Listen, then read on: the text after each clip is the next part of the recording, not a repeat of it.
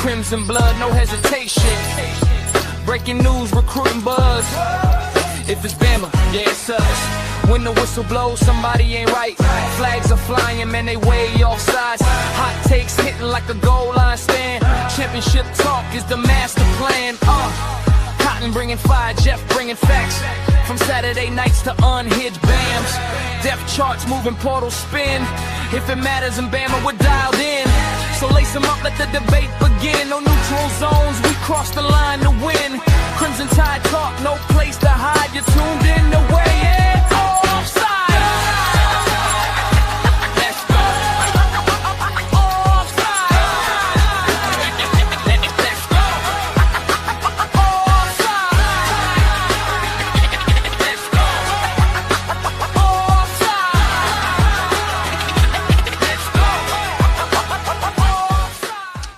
Happy Thursday night. Jeff and Cotton here. We got a special guest waiting in the back rooms for you. We bring them on in just a second. Just welcome to Waaaay Offsides. Hope everybody's having a fantastic week. If you're not watching live, good morning, good evening, good afternoon, whatever the case may be. Welcome to Waaaay Offsides. That's Way with 4 A's. 3's not enough. 5's too many. 4, just like in the word Alabama. Breathe. Phew. And hello. I did that without having it on screen. Well done. What's up, everyone? What's up, everyone? Roll Tide. Roll Tide. We're going to talk a little bit of spring football, and there is nobody better to talk spring football with than Clint Lamb from over at Cover Crimson. So, Jeff, you can bring him on in. Let's bring in Mr. Clint here. What's up, fellas? Yeah, hey, welcome in. Hey, Clint. What's up, brother? I'm doing fantastic. How you guys doing tonight? Fantastic. Thank you for joining us fresh off your world tour, man. You're everywhere all the time. Prestige worldwide. You like it? Yes, sir. Demand. Last week we put liquid paper on a bee. Or something like that. Anyway, man, happy to join you. A lot of spring football talk, a lot going on. I'm going to jump right in, dude. You put out your outlook for Alabama's offensive line, and we got some interesting news when Alabama went back to practice this week with moving Michael Carroll into guard. I think a lot of people felt like that was a possibility after the season ended.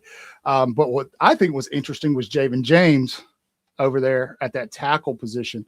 What are you seeing? You do tape breakdown better than anybody I know. So what are you seeing with Javen James that makes you feel like that's his spot? It's done. I think from an experience standpoint, he's got starting experience, not only multiple years, but also has a year of starting experience in the SEC playing for Mississippi State. I think a lot of people don't realize that was an acclimation period for him. You know, we talk about Racing Delgatti and kind of his step up in competition. Well, at Akron, it's not too much better. And so I think this past season, you know, especially was he getting the kind of coaching at Mississippi State that he would at Alabama or will be getting at Alabama? Maybe, maybe not. But the bottom line is now that he's actually got experience playing on this level, I think he'll be better acclimated from a skill set standpoint. He's got the needed athleticism. He's got the run blocking ability from a pass protection standpoint. You know, still some things to work on from a consistency standpoint, but you've seen him do everything that he needs to do at a high level. It's a matter of becoming more consistent. So I think, you know, this past season for Mississippi State, I think a majority of his reps came on the left side, but before that, he was pretty much primarily a right tackle. And he did see quite a bit of action at right tackle for Mississippi State. So I think he's probably going to be more comfortable on that side. And I think him playing next to Michael Carroll, like Racing Delgatti at center, he's got experience. You look at right guard, Michael Carroll, your lone returning starter, and then Javen James, a multi-year starter at offensive tackle. That right side has become pretty experienced. Now, we still don't know what's going to happen on the left side at left guard in particular. We know Jackson Lloyd's pretty green still, very green actually. But I'm really excited about how this offensive line is starting to come together. I think they're going to be able to do a lot more of what they want to do. And, you know, as far as, you know, not having any limitations, I wonder how much that will help Ryan Grubb and the rest of this offense. Yeah, I agree with you. Let me ask you a question on that, Clint. Sorry, Cotton. You're fine. Do you think that the plan is to have the 5 guys basically when spring is over? Do you think the plan is going into fall, these are our 5 ones in the offensive line? Or do you think there's still going to be some spots open come fall camp?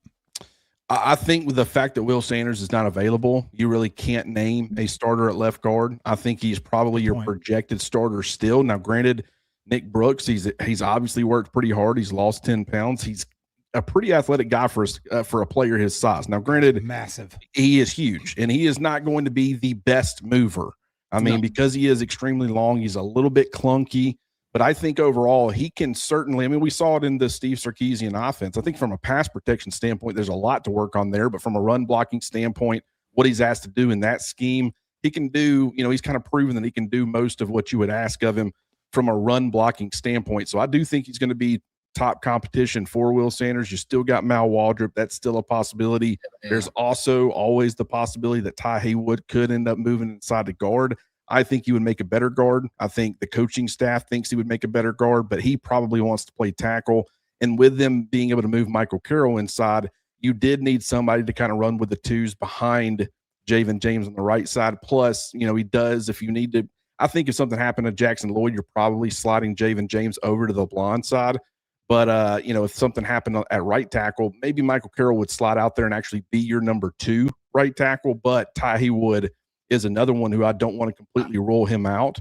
There's a lot going on the left side, but I think kind of the point was they wanted a majority of their starters named. And it's not that these guys are 100% locked into starting jobs. That's what a lot of people don't understand. Like, okay, I mean, Jackson Lloyd can do no wrong at this point. There's no way he's not starting, week 1 against East Carolina. There's a lot that can happen between now and then. Absolutely. He's got to keep pressing, keep getting better. So there still is competition. I guarantee you those guys that are behind Jackson Lloyd or behind Javen James or behind, Racing Delgatti even, they're not approaching this as, well, it's done. Let's go ahead and pack it up and try again in 2027. They're going to keep working and going at it. But from a continuity standpoint, trying to build a unit together, let them gel, that was a huge problem, was this revolving door at all these various positions in 2025. And that's something that I think they learned their lesson from, and they're trying to avoid it. So I have seen a lot of people pushing back and wanting them to leave the competitions open. But I think in a lot of ways, they're getting the best of both worlds. They can go ahead and start committing to some guys, but some of those younger players or some of those other guys who you would have thought were in the competitions, they're not going anywhere. They're going to keep working hard and trying to earn a starting job. But it's a starting point, especially heading into the summer and then eventually into fall camp. Yeah, it makes it. It's pretty promising, what you just said, kind of the best of both worlds, taking that different approach on top of some of the changes they made. This staff is definitely doing everything they can to try to get the issue fixed. So there is a little bit of hope and excitement. Now with Michael Carroll, let's go back there really quick. With moving him inside the guard, I felt like last year, and I think I heard Christian Miller talk about this, Alabama kind of lacked an identity running the ball. Like, it's almost like they didn't know what they wanted to do sometimes scheme-wise, things like that. Do you think Michael Carroll moving to guard, does that make Alabama potentially capable of kind of more power scheme as opposed to doing, the zone, the horizontal stuff? Can they does that help fix that problem, I guess is what I'm trying to ask. I think that, this coaching staff, they kind of want to be more the pin and pull, the wide zone, as you mentioned, kind of stretch things horizontally. And with the pass, it didn't make sense to me why, after losing Tyler Booker at left guard, this big, powerful, more man blocking type, this people mover that you had. Well, I mean, that's great, and he certainly made it work, just in the same way that Caden Proctor did for the most part. Right. But he's not exactly what you're looking for. So why would you go out and get a Cam Dewberry, who, in my opinion, was in a lot of ways just a lesser version of that? Didn't have the premium talent. Well, you still had Caden Proctor, you still had Jaden Robertson, Wilkin Formby, and a lot of those guys. And so that's the type of offensive line outside of Parker Brailsford that you were going to have. What's very unfortunate is I think that with where the offense is heading right now, I think Parker Brailsford would have been incredible in this offense. I think it would have fit exactly what he does, and I think Racing Delgatti is going to have a lot of success. I think there's some things that he doesn't do quite as well as far as the natural leverage and the wrestling background that Parker Brailsford played with. He was undersized, and that certainly showed up at times, but he more than compensated most of the time. And so I just think that the way that they're going to want to play this past season, it was a lot of, inside zone. It was duo, it was those types of calls. Yeah. Now it's more of kind of stretching things. And granted, it's going to be a diverse rushing attack, or at least that's what it was at Washington. But they want to have the diversity kind of be a secondary thing to having an actual rushing identity, a couple of plays that you can hone in on, rely on, and have success with. There was nothing they could call in 2025 that would consistently work. Absolutely nothing. You had nothing to hang your hat on as far as your run game, and it was a massive problem. And as far as, you know, the coaching staff, Ryan Grubb in particular, he was kind of out of his comfort zone trying to make that work. Now, that's not an excuse. You've got to be able to adjust to the personnel that you have. Absolutely. They've not done a good job of that since Kalen DeBoer got to Alabama. I mean, to some extent they have, but I think that they have also the fact that they were uncomfortable, that was very evident at various points in the last 2 years, but that was certainly the case this past season. And, you know, while that's not a great look as far as Ryan Grubb is concerned, at least giving him what he does need and what he does want, hopefully that will make him comfortable and he can become a much more confident play caller in that process. Yeah. I've said this 1,000 times, but I try to remind myself Ryan Grubb is learning to be an SEC coordinator as we move through this thing. You brought up running backs, and you know, some of the blame with the run game woes last year are on the running backs, but in terms of the offensive line inconsistencies, do you think that potentially impacted confidence that these running backs had in the line? And do you think that had an impact on their, you know, ability to kind of do anything? Like you said, you know, they weren't able to get anything off the ground. So it was that's a great observation. And yes, 100%. There were times where the holes were there. They didn't trust that the hole was going to be there. And it's probably because, hey, we've ran that play 27 times, and the last 27 times it hadn't been there. And so you're just assuming it's not. And then it's like, well, it is there. So you actually got to use your eyes, you know, use the vision and trust the fact that it is going to be there. But it got to a point where the percentage of time was so low that it would be effectively executed that the running backs pretty much just assumed every time that it wasn't. That's what I have a hard time with, because you know, I don't think it's a coincidence that the best, part of it's just skill set. I think one of AK Deer's strengths is his vision, but I also think, you know, late in games when you're going against Eastern Illinois and your offensive line can actually create some consistent movement and do its job. I also don't think it's a complete coincidence that AK Deer late in games looked like the best running back, because he had not gone through those growing pains. He hadn't seen the offensive line continuously fail over the course of the entire season. And so he was willing to trust it a little bit more, and it was there more often against very inferior opponents. So that's something that I think, I don't know fully what to expect from some of these running backs, but what I can say is on tape, they didn't see it enough. And so they've got to help, and sometimes it's not going to be there. And when it's not there, you've got to be able to create on your own. You know, you've got to be an explosive player. You got to make things happen. In Alabama this past season, they didn't have enough of that from that running back room. I've continuously said I think that's a big reason they targeted Hollywood Smothers and Relief Brown in the transfer portal, and it's a big reason why I think E.J. Crowell is going to be a massive part of this Alabama backfield sooner rather than later, because he brings some of those elements. And I also think that as far as maybe some of the bad habits that were created this past season, E.J. Crowell didn't experience that, so that's not something that he's going to have to overcome. You literally, my next question on my list is, assuming it takes a while for the O-line to gel, does Bama have a dynamic back who can make something out of nothing? So I got a 2-for-1 deal there. So thank you, Clint. I appreciate you. But speaking of EJ Crowell, man, there's some freshmen. There's a lot of freshmen that a lot of people are talking about. EJ Crowell obviously is one of them. One guy that I've been super impressed with the little bit of footage. Let's be clear, you know, it's just practice footage that we're looking at. But Sadarian Morgan looks the part at least. But Jaira Edwards has kind of taken the Bama Twitter space by storm just because of his size. Dude, how are they going to use this kid? I don't see him staying off the field. I know you had talked once about, you know, him working at safety, but that kind of seems like that's the path of most resistance for him to see significant playing time. Like, how do you feel like this works out for him?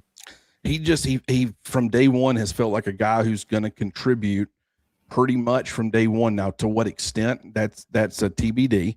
But, you know, it felt like Husky was tailor-made for him, both from a size perspective, a skill set perspective. You always hear Kane Womack talk about it, and he's completely right. You got to be able to play man coverage, zone coverage. You got to be able to come on blitzes and apply pressure on quarterbacks. You got to be able to come up and stop the run. work your way over the top of receivers and kind of fill and leverage the football back inside. You got to do all of those things. And Jira Edwards can do all those things. And it wasn't just that he brought that skill set to the table. He played a lot of nickel. It was primarily a nickel on the high school level. And so it's like, okay, I don't think there's going to be any sort of transition there. That actually makes a lot of sense.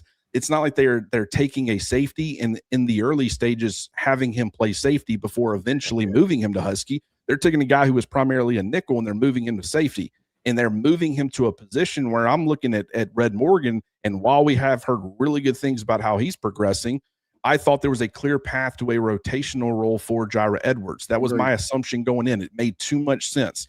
And sometimes when it makes that much sense and yet you look at it, Kane Womack's not an idiot. Bo Linguist and all these, they're not idiots. They know what they're doing. So my question would be, what's the plan? There's got to be a plan. I guarantee you there's a plan. And what is that plan? And so I look at Jira Edwards and I say, okay, I think this is a couple of things. Number one, he does have a much tougher path to playing time. I mean, when you've got Keon Sabb and Bray Hubbard and Ivan Taylor and, you know, obviously you got Zay Mincy and you got Drake Kirkpatrick Jr., it's possible that he's safety 6 on this roster. Now, granted, do I think he's going to be safety 6? I mean, I think he's too good to stay down there. Yeah. But you do have a very tough path to a significant role. I think more so what this tells me is I think we should be talking more about Chuck McDonald because that's the guy they do have playing that second Husky role, and it's going to be a rotational piece, and he's a former top 60 recruit himself. Great build. He's physical, the straight line speed, track athlete. He brings a lot of the same desirable traits. Now, he's not the same player as Jira Edwards, but he checks a lot of those boxes, and the fact that he's got more of a perimeter corner background from a coverage standpoint. You know, I think Jira Edwards, he's good in man coverage. Don't think he's going to be a liability in that area if he played Husky, but I think that Chuck McDonald, obviously, is going to have a little bit better man cover traits with that perimeter corner background. So I'm sure that plays into it. If he can handle the run stopping and doing all the rest of the stuff, then I certainly think he can make an impact there. But someone's going to be rotating with Red, and it's starting to sound like it's going to be Chuck McDonald. But where does that leave Jira Edwards? I really don't know. I do think he's one of those types of players where eventually he's just going to be too good to get left off the field. Yeah. But a lot of people have been saying, okay, maybe he's a guy that you work in as far as the dime packages and all that stuff. Well, they've got other guys. You know, Carmelo O'Neal is a player they really like. He's the number 3 corner right now. Like I said, Chuck McDonald. You got Zay Mincy. You got Ivan Taylor, who certainly deserves a bigger role in year 2. So if they're going to start putting more defensive backs in the field, I still think there's a lot of bodies standing in the way of Jira Edwards being that player. So I'm curious to see how it works out. I love the talent. I'm not down on the talent whatsoever. We're just going to have to wait and see kind of how it plays out for him. But, you know, it is going to be one of those situations or whatever you want to call it, where it's going to be something worth monitoring for sure. Yeah, I agree. Sticking with the freshman, another guy that a lot of folks are asking questions about, and we had Jay on with us a couple of weeks ago. We've sat down and talked with Xavier a lot, but Xavier Griffin, just realistically, what's your outlook on him for 2026? Yeah, that's another one where, you know, I like a lot of the off-ball linebackers. I haven't heard a whole lot of buzz about Xavier Griffin. Now, it's been early. I mean, it was 1 week. They go away for, you know, spring break. They take a 10-day hiatus, and then they've been on the practice field. Today was only the second practice. It's after the first scrimmage where you really can start to get an idea of how this stuff's starting to be laid out. Won't have answers to everything by any means, but I think the pieces of the puzzle start to come together a little bit. And with, you know, Xavier Griffin, the talent, we've all worried about the size. And it's not that there was any sort of long-term concern at all. It was more so how quickly does he get there? Well, him already being 222 pounds, I think he's putting on good weight.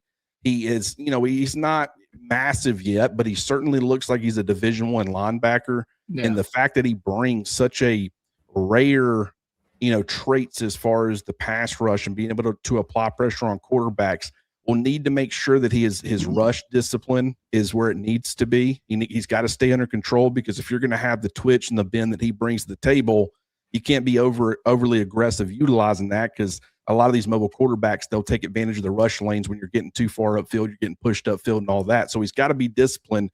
But I think just kind of what he brings to the table, if they're looking for guys who can win one-on-one matchups, like, you know, Kane Womack has mentioned, they want to win more by just sending 4.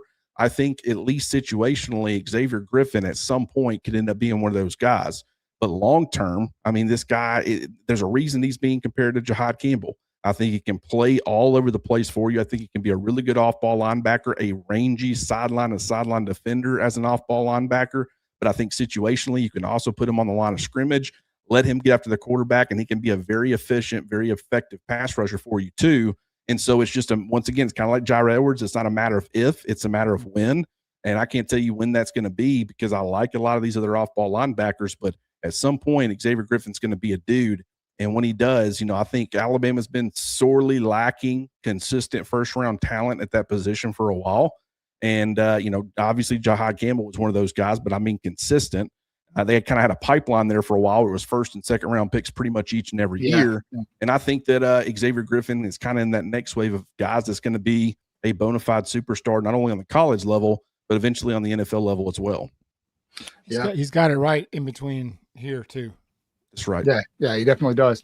Clint Lamb from Cover Crimson joining us today. Clint, some news broke this week regarding a new staff hire.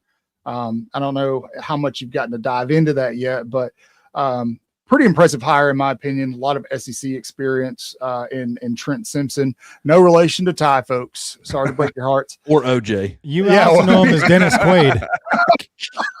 That was good. I had to do it. I wasn't too soon. Yeah. I mean, what's your take on this? Like, how's this? It's going to work with Freddie Roach a little bit. How are you feeling about it? Yeah. So this is the way that I put it on my show. He's seen how it's supposed to be done. You look at the improvement that Oklahoma made from a sacks per game perspective. That first year to second year under Brent Venables, it actually got worse. Went from somewhere in the 60s to I think 88. Then it started to climb and move back in the right direction. It went from like 88 to 25, and then from 25, it went to all the way to number 1. And so obviously R. Mason Thomas, Taylor Wan, Marvin Jones to some extent, PJ Adebawori, the former top 10 recruit, 5-star, Danny Okoye, a really good, young piece that they have. Even a guy like Wyatt Gilmore, who was a 3-star recruit. He was a very efficient pass rusher for Oklahoma this past season. Didn't get many opportunities, and a lot of times it was in mop-up duty. I think he had like 8 pass rushing snaps, but he had 2 pressures, so that's a 25% win rate as far as being able to apply pressure given the pass rushing snaps. So just across the board, I mean, that's the position that he kind of focused on or helped with when he was at Oklahoma. It sounds like he's going to be working with Freddie Roach in the defensive line as an assistant defensive line coach. But at the same time, he's seen what it's supposed to look like.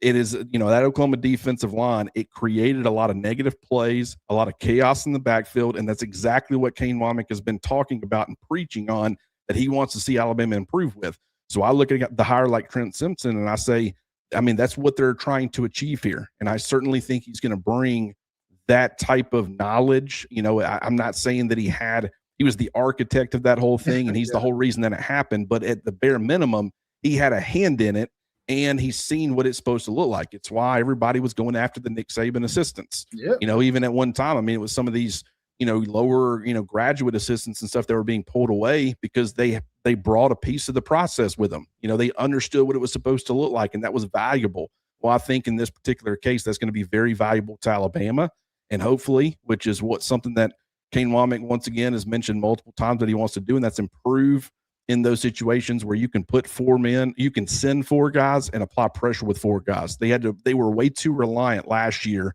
really these first couple of years, as far as having to send extra bodies and extra pressure in order to apply pressure on the quarterback. So hopefully that ends up getting resolved. Yeah, I'm really excited to see how he works out in kind of a recruiting capacity too, given his experience all over, especially at Oklahoma. He was a grad assistant at Florida, played at Mississippi State. I'm going to cough. Excuse me.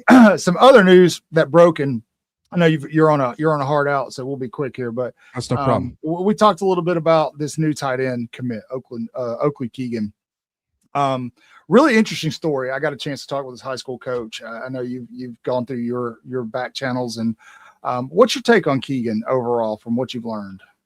I mean, I think you did a fantastic job as far as collecting that information.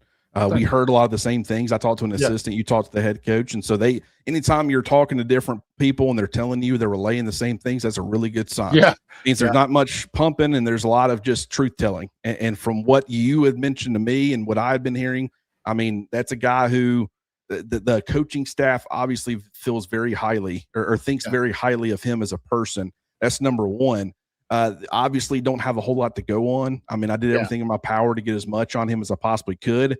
All there pretty much is out there that I've been able to come across at least was, the occasional play here or there on like Huddle. And I did get a couple of, small things. But one of the things that I will say is this coaching staff, they had a huge advantage because it was very unfortunate that he tore his Achilles at Alabama's camp. But Alabama's coaching staff was able to evaluate him and see what he was as a player, something that some of these other bigger schools that he was planning to camp at didn't have that luxury. And Alabama saw him, and they saw enough where they're like, we want this kid. And granted, what I can tell you is that in those types of settings, what impressed the coaching staff to that extent was not his run blocking ability. He was tearing some people up in some one-on-ones. He was doing some really good things in the passing game, and I think that's what he's going to bring to the table. As you mentioned, he's a converted wide receiver, has obviously put on a ton of mass and size, already being 240 pounds. I mean, he's going to end up being a really big, a really long body with a pretty good catch radius, and he apparently has really good hands. So the other big thing about it is, the Marshall Pritchett's, the Max Sutters, the guys who more so have the receiving background. You also, if you're, Courtney Morgan and obviously Richard Owens now and previously Brian Ellis, one of the things is you want those guys who also show a willingness to improve as blockers.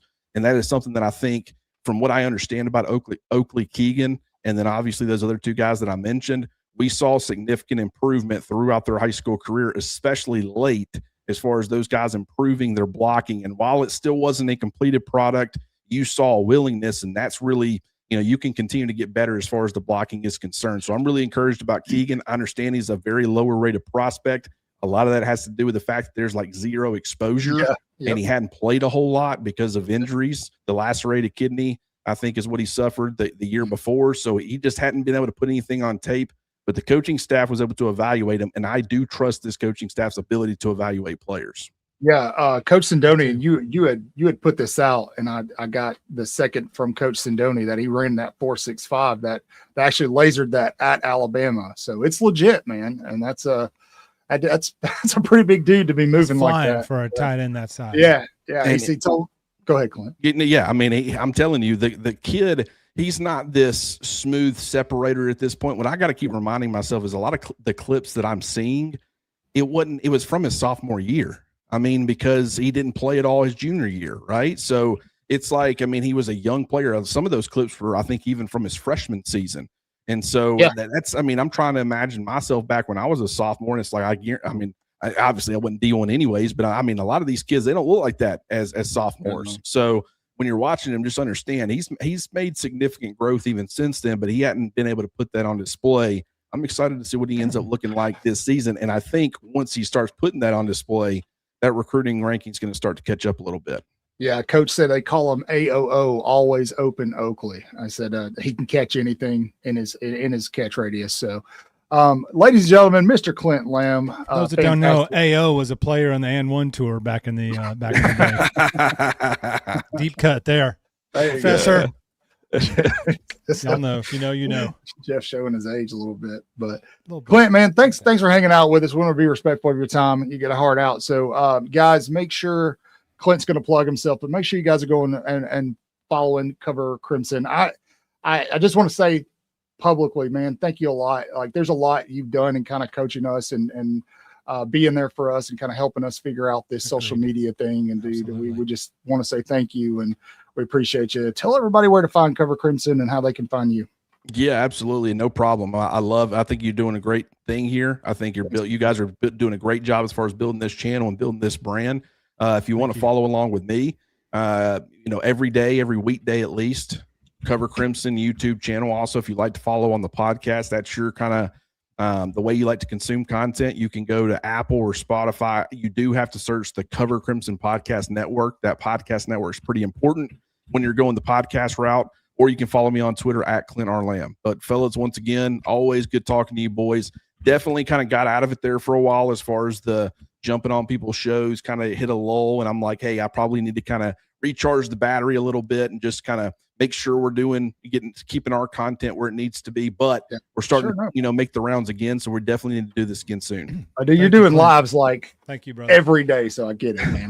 That's great stuff. Like, Clint's going live. So, all right, listen to us on Spotify. Go tap About and More Like It, and you'll find Cover Crimson Under our More Like It tab on Spotify. So I appreciate you guys. Yeah, absolutely. Good talking to you boys. Yeah, God bless you, man. Have a good one. All right. And that was Clint Lamb. Always rock a pleasure, right? Always a pleasure. Well, we talked about half of our show topics. Everybody's going to leave now. Let's go check out some chats, man. Let's go see what everybody's doing. So they're talking about Clint's on here giving you guys gold. You guys are talking about Lane Kiffin in the chat. What is going on? All right, who was first today? Yes, Smitty. Who was first today? Army was first today. Was he? You got to give him. Can you give him a round of applause, Jeff? Oh, let me get this here. Army. What time was that? What's the timestamp? Hold on, I'll tell you. That was at 8:47. You guys have got late tonight. Everybody have a busy day today at work or something? Usually you are in here at like 1 o'clock, man. See you, Moon. Yes, sir. See you in the morning. Yeah, have a good one. Yeah, pro day. Great pro day. Ty Simpson had a decent pro day. I mean, the most shared thing I saw out of it was Ryan Williams dropping a pass. And so Roll Tide Nick, Waaaay Offsides member. Thank you for being a member, and thank you for being here. If he drops a pass, he's Ryan Williams. If he catches it, is he Ryan Coleman Williams? Yes, that's how that's going to work this year. That's how we're going to differentiate. Heard it here first, folks. We'll clip that, and it'll be a short trendsetter. Ty stock is moving up. Yes. Look, man, I don't think Ty's going to get the nod over from Fernando Mendoza. Fernando Mendoza is still going to go number one. But Ty's definitely going in first round. I think he solidified that. He's shown it on tape. What a lot of people aren't talking about is that, he did have that injury during the season. He tried to play through it. And a lot of the decline in his game in 2025, you can kind of explain that away. And then Jeff and I have harped on it a lot, man. When you're carrying a team on your shoulders, every mistake is going to be magnified. And Ty Simpson did that. Did Texas just lose? Dadgummit. I was hoping they lost by 2, 79-77. Oh, they've got a good fight in them. Alabama tomorrow night will play Michigan in the Sweet 16. Jeff, we want to talk about that? Yeah, we'll get there too. But shout out to Clint for body bagging that Braden Fedeko or whatever on Twitter today that said Ty left the game with a soft injury. Yeah, Clint went freaking ham on that dude, man. That was fantastic. Broken ribs and a busted spine is a soft injury when you're down 30. I was like, oh my gosh. Oh, absolutely insane. All right. I meant to give him a shout out while he was on the air, but I forgot. Agent, congratulations on your prediction, Agent. Perfew is tough in the tournament. Yeah. All right. You got to watch Perfew. What are we talking about here? All right. Oh, yeah. Agent right there. There it is. Nothing new for Ryan Williams to drop a pass. Come on, man. I want to talk about that. That's a great segue. Thank you, Agent, for providing a segue. Listen, some things about Ryan Williams. I get it. It's a lot of Coleman Williams. His name is Ryan Coleman Williams. Ryan Coleman Williams. Thank you. I know a lot. Look, the drops last season were bad. And I did an entire video on this. Really encourage you to go watch it. I'm not going to spend as much time. But uploaded today. I think a lot of us have to understand and realize and remember that his job last year compared to 2024 was much more difficult. It's not an excuse for the drop balls. There were some clutch moments, but I think what Ryan Williams did do gets overshadowed. I did a post and he was only like 150 total yards shy of what he did in 2024.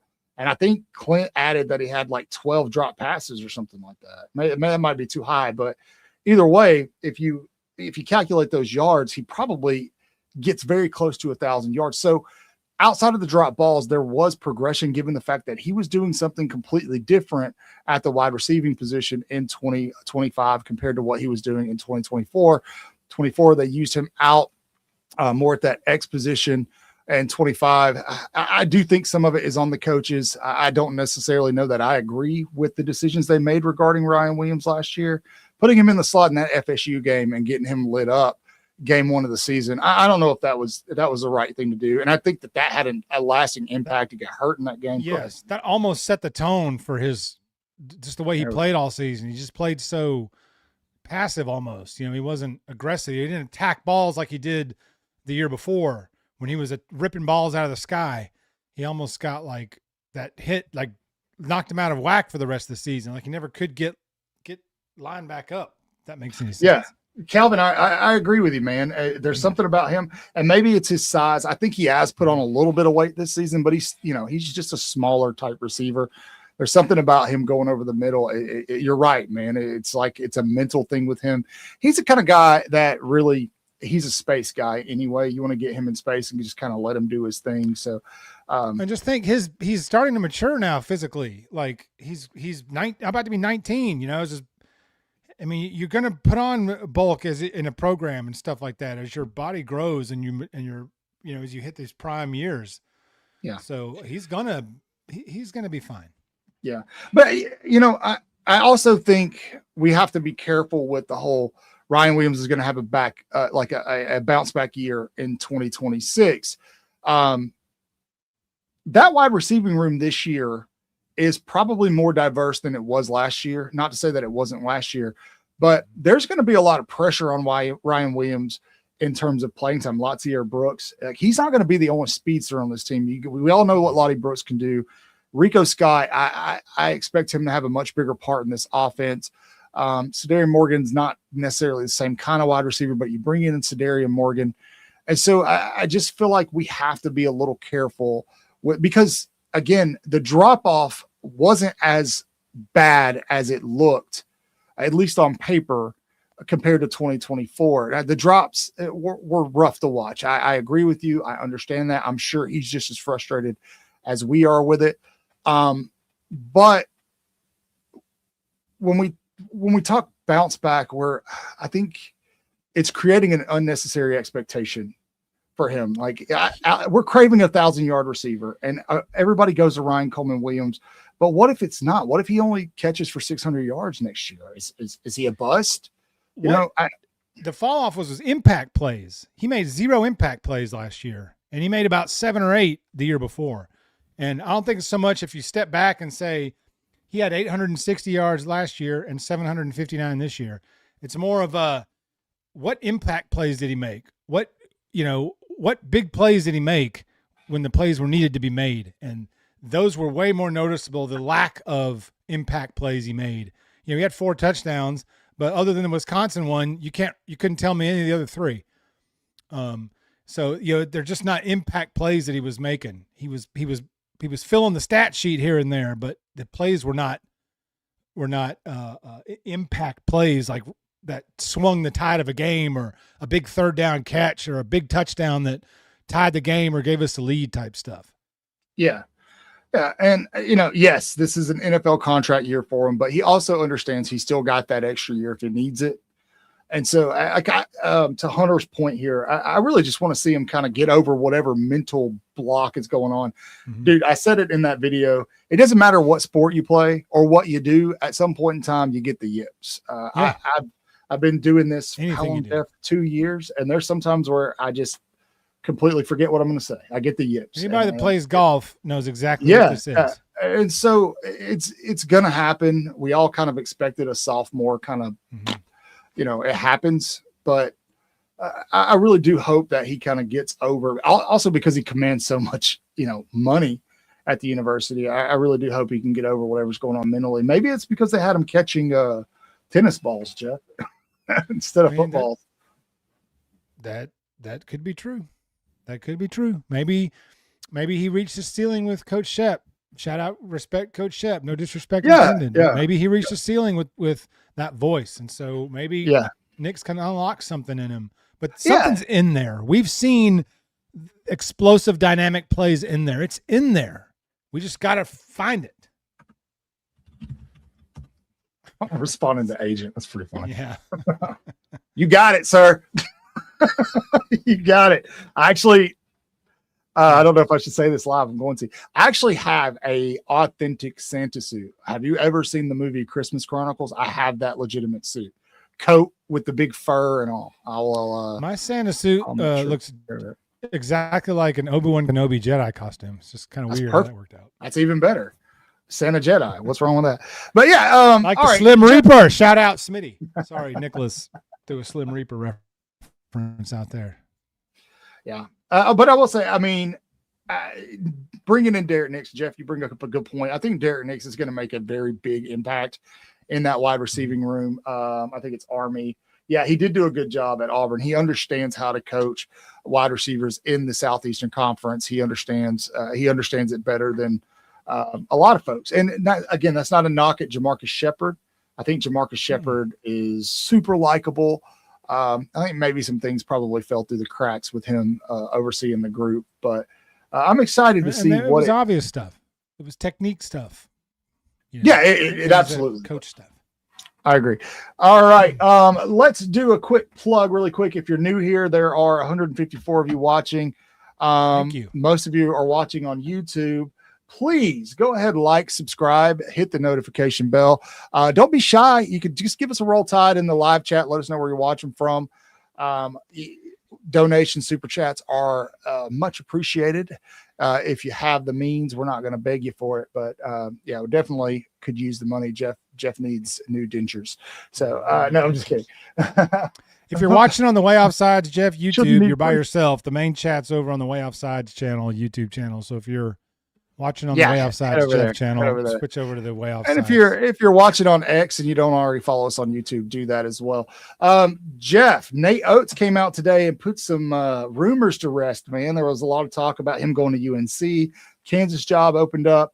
Nate Oats said, nope, not so fast, my friend. Bama's home. Greg Byrne is the best AD in the country. He's staying at Alabama. How do you feel, man? Shut that down emphatically. Yes, he did. I loved it, man. But it doesn't surprise me. I mean, you know, I know North Carolina's the blue blood job. Kansas is the job. But, you know, if you go to Kansas and you win, you're just another guy that went to Kansas and won. But if you build something here at Alabama and you win, I mean, you're a legend here. And what does Nate have that he doesn't want? He gets everything he wants. This is his the Ben's basketball program is Nate Oats' program, top to bottom. He doesn't answer to anyone in the basketball side. This is his ship. He's the Nick Saban of the football program. When Nick Saban got here, he said, "Give me the keys and get out of my way. I don't want to hear it."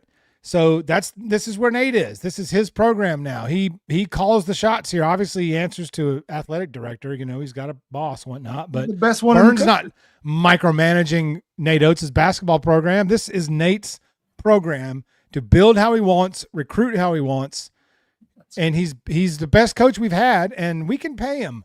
So there's really no reason for him to go. That's a good point, Tobias. Yeah, that's a really great good point. He's already exceeded the expectation at Alabama. Well, he kind of said that today. He's like, we've already been to a Final Four. So, you know, the next step is a national championship. But it can be done. Yeah, he's not going to get fired. As long as he keeps making the tournament and making Sweet 16s, Elite 8s, Final Fours, he ain't going nowhere, man.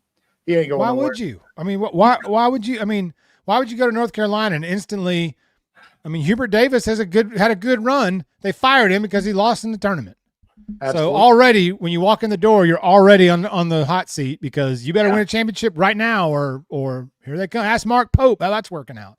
Calipari, he was at Kentucky how long? Won one chip. That was 13 years ago.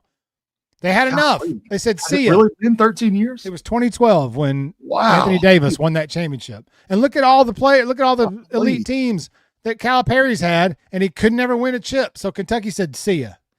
And look what he's done with Arkansas. And now he's got Arkansas right there, but you're going to have the same thing. Arkansas is going to get so far in the tournament. They're going to win some conference tournaments.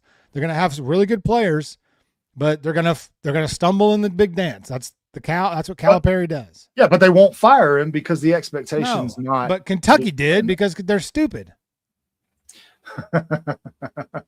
Yeah, they miss him now, but they're both going to lose. Cal was going to lose in the second or third round at Kentucky too, just like he's done the last dozen years.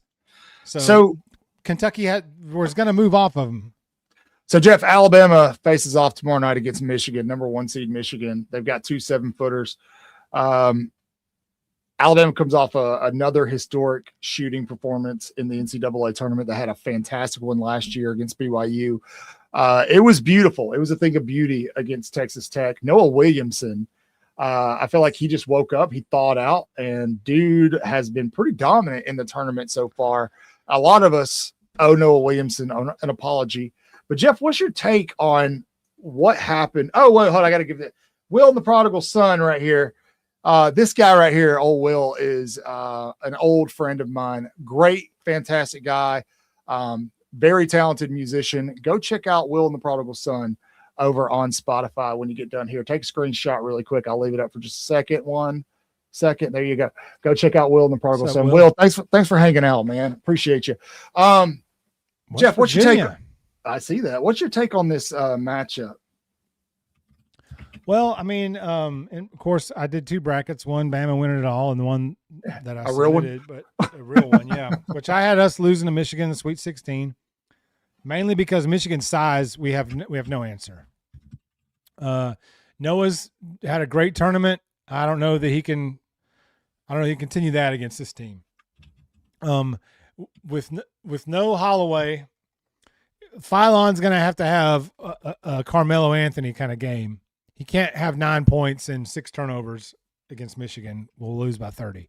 Yeah, he's been turning the ball over a lot. The turnovers are going to kill us if he comes in turning the ball over like that. That's going to kill us. But if Trelly can shoot like he did, if Houston Mallett can hit 5 threes, and Philon can score 20 points, I mean, we can beat Michigan. It's not going to be we're going to have to play a game like we did against Texas Tech. We're going to have to do everything just about right.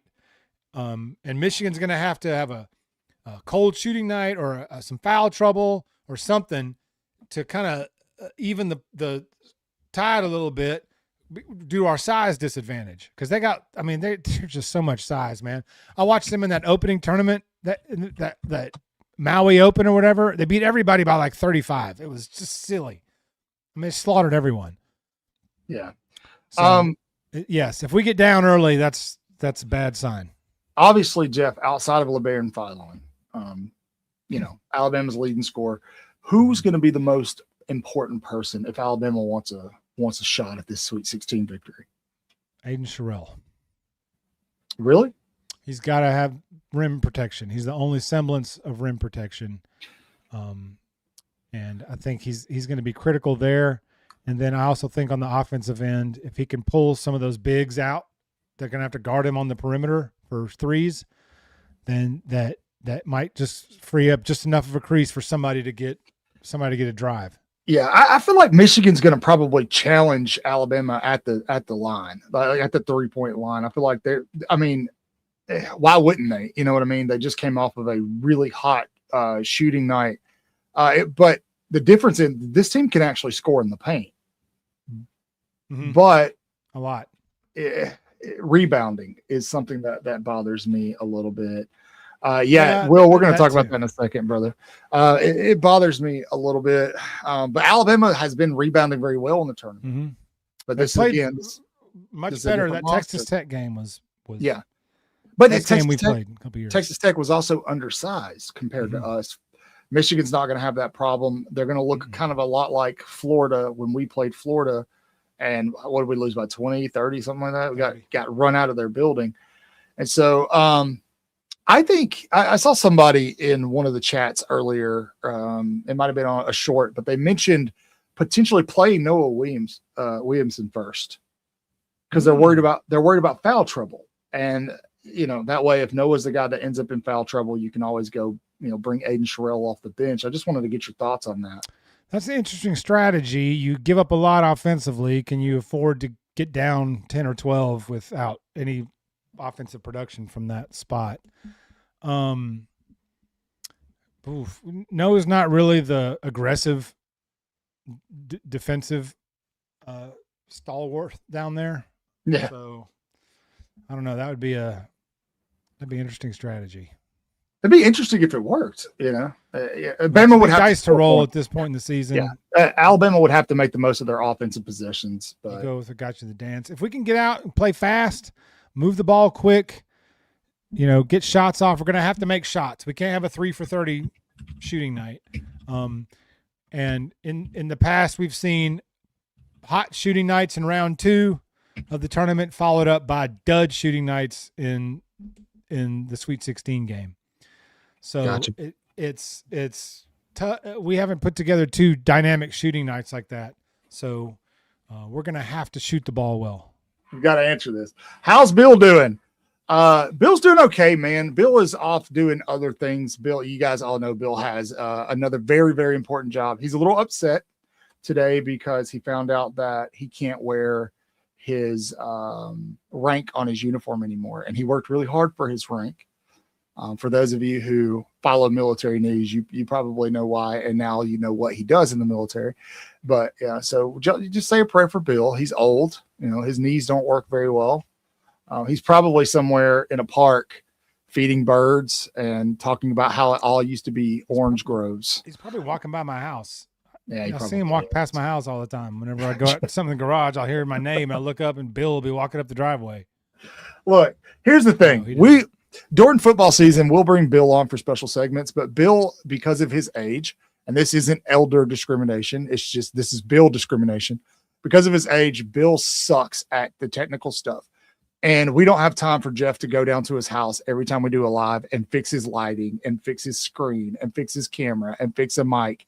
And there's like a 45-second delay whenever Bill's on. And so Jeff and I are moved on to something else. And Bill's still yapping about, some Alabama game in 1896. Second topic, and we're down on hot takes. That he was at. So, oh, Bill, we love you, Bill. Everybody in the chat, #Shut Up Bill. So, all right. Anytime Clint goes live, y'all just got to start spamming his chat. If you sitting at work and you see an alert that Clint's going live, you got to hop in there. And shut up. Which kudos to you guys. Last time I told you to do that, I texted Clint and explained it to him. He was like, I didn't know what the hell was happening. It was just, he's like, that was hilarious. And y'all did great. I hopped over there and it was flooded. Shut up, Bill. It was just lined. And Clint's going, I don't know who Bill is, but apparently he needs to shut up. I'm going to bring this up, Jeff. I know you probably don't want to talk about it, but this happened today. He says, Will says, honestly, does that James Smith comment kind of raise concerns internally for you guys? Maybe he's just butthurt we didn't pay him enough or something. First and foremost, so basically what happened, for those of you who don't know, James Smith was interviewed today up at OSU. He was asked about the differences between Alabama and Ohio State. He basically said that Ohio State right now, the way they handle everything internally is a lot like Saban era Bama. Insinuating that under Kalen DeBoer, it's not the same. But I would argue that a guy that only had he had more personal fouls than he did sacks. He was a big part of the problem. If there is a culture shift between Saban and Kalen DeBoer, he was probably a big part of that. I would also say it's kind of weird that he kind of is, I don't know. He's kind of like the kid that got, ordered to go with the mom in a divorce, you know what I mean? With Quay Russaw. And so maybe there's some sour apples, sour grapes, whatever you want to call them there. I really don't care what he has to say because he couldn't produce for what he's asking for at Alabama. Alabama has done pretty well under this new staff. Obviously, no national championships, but there's been some progression. So I'd take it with a grain of salt. We're going to find out if he's serious about football up there at OSU for sure, though. So, hot takes. All right, hot takes. What have we got? Any hot takes tonight? Let's bring them on, man. It's time for some hot takes. Here we go.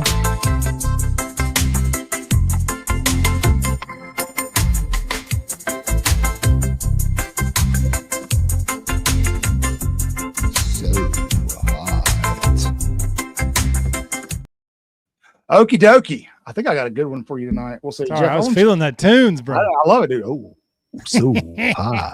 Jeff, do you want to go first? Chat. Share your hot takes in the comment section. Don't be shy. I don't really have a hot take. I don't either, but there we go. I agree with you. We're going to beat Michigan by 30. Ooh. There's a hot take. I like it. Nate Oats, off a season shrouded in controversy and rumors of him coaching somewhere else, is going to win a national title this year in the NCAA tournament. Probably not. But that is my hot take. Hot takes don't have to be believable, folks. They're not believable hot takes. It's the beard, isn't it? It's the beard. Gotta watch those ginger beards, man. You're man. tough. My hair is actually blonde. Everybody calls me a ginger. This is blonde up here. Okay. All right. Sure, buddy. Yeah, I got you, Lance. I'll update that, man. I did that. I made that segment when the whole Lane Kiffin thing was going. So yeah, we'll update that. Yeah. If you'll notice, sometimes we take a little while to update our graphics. Yeah, it's a 2-man operation. 2-man operation here. So. Did Quay end up at LSU? No, he's at Ohio State. Who? Oh yeah, Quay Russo. You know, him and James are buddies, so they're going wherever together. There we go. That's a hot take. It can be done. It's been done before by a SEC team. Who did it? Florida. Oh yeah, they did, didn't they? When they went back to back. Yeah, and then they won. Florida won in 06, the championship in 06 in football. Florida had like a 3-year period there in the mid 2000s where they were a dominant. They were winning rings. They were stacking bodies, and they had as many rings as murder raps going off that. 06 Whoa! Rest in peace, Aaron. And the 3 guys he killed. Oh, sorry. Jamie, I take James Smith isn't a jackwagon. I'm with you. I'm with you. Yeah, we can. Lance, put it in the form of a hot take. Put it in the form of a hot take, and then I'll put it up. All right. Texas will always get the hype. There's James too much James Smith talk. James Smith pissed you guys off today. Always get the hype. Who cares what James Smith says? Seriously, tree in the woods. Tree in the woods. If a tree falls in the woods and nobody's around, does it make a sound? Tree in the woods. That's Chris. Quay Russo's at Ohio State. Him and James Smith are both at Ohio State. They were a package deal. Yes, they were. Come straight from Carver, all the way back from Carver days in Montgomery here in the Gump. Balls out. True statement. Auburn such. Yeah, we know that. That's not a hot take. That's just that's general knowledge. Hey, shout out to Auburn for hyping back-to-back Final Fours all over social media. Oh my goodness. Well done. Oh, well done. Wow. Literally a graphic with the NCAA Final Four and the NIT Final Four. It was glorious. A dead serious graphic. There's no way they posted that. No. It was fabulous. And of course they're getting drug and it's beautiful. Oh, I like this one. Tobias, hot take. Anyone in Thank you who says, well, Saban did it this way should be shown the door. Brother, preach. Preach. Fans included. Absolutely preach, sir. Preach. Fans included that stomp around with this stupid take that Saban did it this way. They can go too. Look, we're 3 years removed from this thing. We got to move on, man. There's got to be something new in Tuscaloosa. Tobias, I mean, the truth. You're now the truth. That's your name. How many projected first rounders are coming up in this draft? Ty and maybe Proctor, right? Yes. Yeah. That's 2. Okay. So those of y'all that said that when Kalen DeBoer got here, he had a stacked roster, 2 players might get drafted in the first round. So I found a really cool website today. I was doing some stats, looking at some stats and stuff. What's up, BD James? The website basically shows talent evaluation, and it showed the drop off between Nick Saban and Kalen DeBoer. And there was like a 2% drop off, which doesn't sound significant, but typically the drop off was about 0.2%. Now that drop off between last season and this season was 0.2%. So that's a good thing. But yeah, man, there was a huge talent drop off. I think we forget that when Nick Saban left. So really for them to be doing what they're doing right now, even though it's not the expectation of the fans, it's still pretty impressive. BD James, hey, look, you know what? BD, I got to tell you, man, I love the fact that every video and every short that gets posted, I see this comment under it. This one right here. BD. Appreciate you, BD. I did not have time to do viewers of the week this week. I apologize, guys. But, dude, thank you. Agent, you're there all the time too, man. Thank you guys that are in the comment sections pushing engagement and helping the channel out. You guys are fantastic. Mm-hmm. All right, we got a good hot take here from all right, he's got a hot take. Tier 1, Bama and Georgia. Tier 2, LSU, Florida, Oklahoma. Tier 3, Auburn, Texas, Tennessee, based on 50-year championships. I don't see a problem with it, Lance. I think this is sexy. I think this is spot on. If you're going to use 50-year championships as the criteria, this is fantastic. This is good stuff. Texas, because they're Texas, they think they're better than everything. They always do. Jeff and I did a video. Jeff and I did a video before the 2024 season, and we talked about teams that are always overhyped no matter what happens. Texas was on the list. Penn State was on that list. Notre Dame was on that list. Colorado was on that list. Who else was on that list? You remember? I think Miami was on that list too. Miami was on that list. Now, they almost proved us wrong this year, but Carson Becked them. And so always will. You know how that goes. All right. Here's a good one. Yeah. Hot take, best recruiter in the country was not supposed to be able to recruit the SEC. I'm assuming you're talking about Kalen DeBoer, right? He's done a damn good job. He's done a damn good job. Follow the visits. Yeah. Hey, Super Twister. I don't remember your name. You're probably not new, but if you are, man, welcome, Roll Tide. Welcome, Roll Tide. Please like and subscribe. Florida Bro Cotton. Texas was 2 overtime miracles from 7 to 5. Bingo, brother. Smitty was all over this all year too about stupid Texas when DeBoer was taking all the crap, and it's like Texas was preseason number 1, missed the playoffs. Why is Kalen DeBoer taking all the shrapnel here? Hey, also I would love to point out, Jeff, that there was somebody who told you guys preseason that was going to happen. It was this guy. Me. That's why I'm telling you right now, LSU's not making the playoff this year. And Lane Kiffin knows it. That's why he came out yesterday. Was my hot take. Yeah, urging his fan base to be patient. Shout out to LSU for get the General Will Wade back in the basketball. Hey, that's crazy work, right? Like, get out of here. No, we're just kidding. Come on. He never should have been fired, but hey, wacky stuff. If you don't like Will Wade, I get it. But that Bama LSU rivalry in basketball was peak when Will Wade was there, when Nate got there. It was good. That game they had in the conference final when Nate, when the game was over and he told him to get the F out of here. That game was one of the best games I've seen in a while. But that rivalry, and it wasn't a egregious rivalry. It wasn't contentious. It was intense, but it was respect. And I thought that LSU Bama basketball rivalry was budding into something big when he got fired. So read this comment. Brian Kelly too. Read this comment. Louisiana Children's Hospital patients are sweating right now. If you know, you know. If you know, you know. I'll something. I'll share offline when we're done. I'll share offline when we're done here. Dude. I got a hot take here from Bama Bob Warner 88 says EJ Crowell, number 13, will be the leading rusher for Bama this year. Rolling. Hey, look, I like that. We talked about this a little earlier with Clint. A lot of what we saw with these running backs, I feel like some of that was a lack of trust in the offensive line. Mm-hmm. However, Alabama still needed a guy who could make something out of nothing. They did not have that last year. That's why they wanted to try to go get a Hollywood Smothers, Raleek Brown, but they got it now with EJ Crowell. He's a guy that he could potentially be that guy. I'm not saying Daniel Hill, Kevin Riley, Trayshawn Brown, Khalifa. I'm not saying AK Deer can't do it, but they definitely got a guy in Daniel Hill that can. So I like this hot take. I'm with Chris here. I wish. I'm with Chris here. I wish. It's a good hot take, Chris, but just I got it. Nobody's going undefeated this season. Not happening. It'll be tough.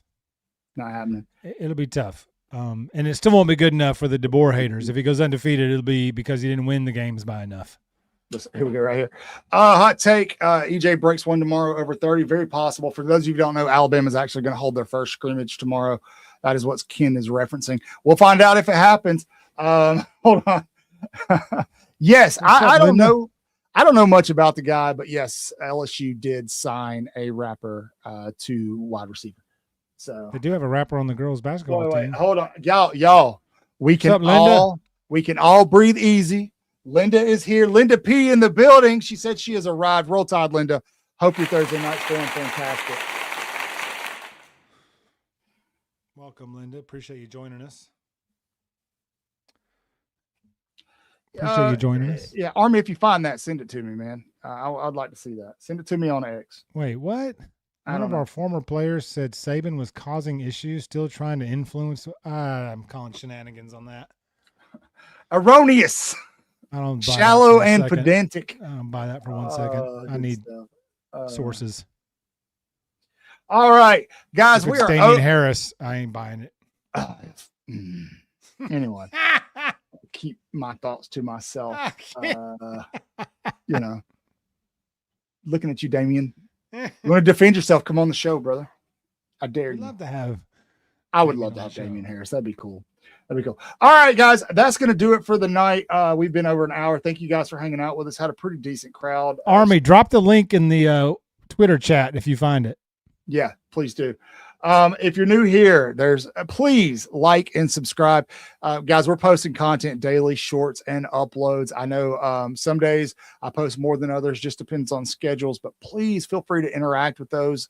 Give them a thumbs up. You feel free to clip them, share them to Facebook, wherever you want to.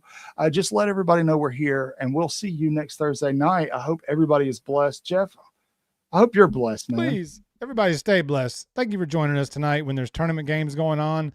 How many we got going now? We got 100 even in the YouTube chat. Thank y'all so much. Yeah, you guys are fantastic. We love y'all for hopping on here with us and skipping basketball games and whatnot. Go watch the games, have fun. Yeah.